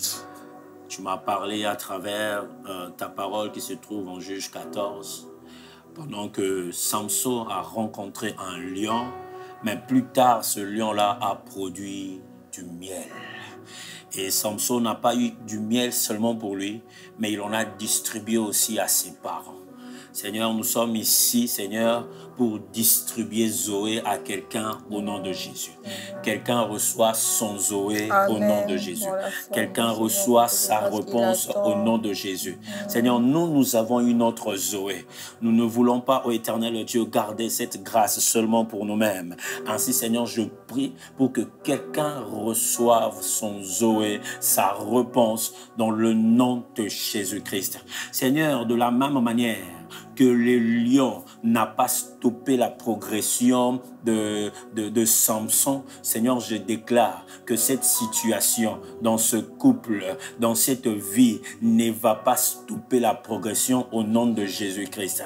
Seigneur, j'interdis le divorce, j'interdis les mésententes au nom de Jésus-Christ. Ah oui, je déclare pour ce couple-là qu'ils vont encore se rapprocher de toi et ils vont encore se rapprocher l'un à l'autre dans le nom de Jésus-Christ. Seigneur, ce qui a pour mission de leur bouffer ne va pas leur bouffer, mais ce qui a pour mission de leur bouffer va produire quelque chose qui est mangeable, va produire quelque chose qui est mangeable, et c'est le miel au nom de Jésus-Christ. Seigneur, je déclare encore, de la même manière que plusieurs enfants hébreux étaient tués dans le fleuve Nil, mais Moïse a été placé dans le fleuve Nil qui l'a conduit jusqu'à la maison royale. Seigneur, cette situation qui a tué les autres ne tuera pas mon frère, ne tuera pas ma soeur au nom de Jésus. Mais ça sera un canal par lequel, ô éternel Dieu, que tu vas utiliser pour le faire accéder dans la gloire au nom de Jésus-Christ. Ô Dieu de gloire, je te prie, ô éternel Dieu, merci de faire ces choses. Seigneur, nous voulons témoigner. Il n'y a pas que nous, ô éternel Dieu, mais plusieurs, Seigneur, de partout dans le monde, dans tous les continents, partout, ô éternel Dieu Tout-Puissant, que tes enfants témoignent que un jour j'ai écouté et moi aussi le Seigneur m'a donné ma réponse. Amen. Dans le nom de Jésus. Seigneur, bénis cette émission, bénis cette émission, bénis Seigneur le couple Vedoso. Enoch et Wildy. Seigneur, que ta grâce soit sur eux au nom de Jésus. Seigneur, plusieurs personnes sont bénies à travers eux. Seigneur, laisse que ta bénédiction soit sur eux au nom de Jésus-Christ. Seigneur, oh mon Dieu, pendant que je prie même, Seigneur, je prie au éternel Dieu pour celle-là qui a déjà un enfant mais qui soupire après le deuxième enfant. Seigneur, accorde, Seigneur, le deuxième, le troisième, jusqu'à ce qu'eux-mêmes vont se dire que c'est bon, on s'arrête ici dans le nom de Jésus-Christ. Merci Seigneur pour ta grâce, ta bonté. Merci Seigneur pour tous ces témoignages au nom de Jésus-Christ. Gloire et louange à toi Seigneur Jésus.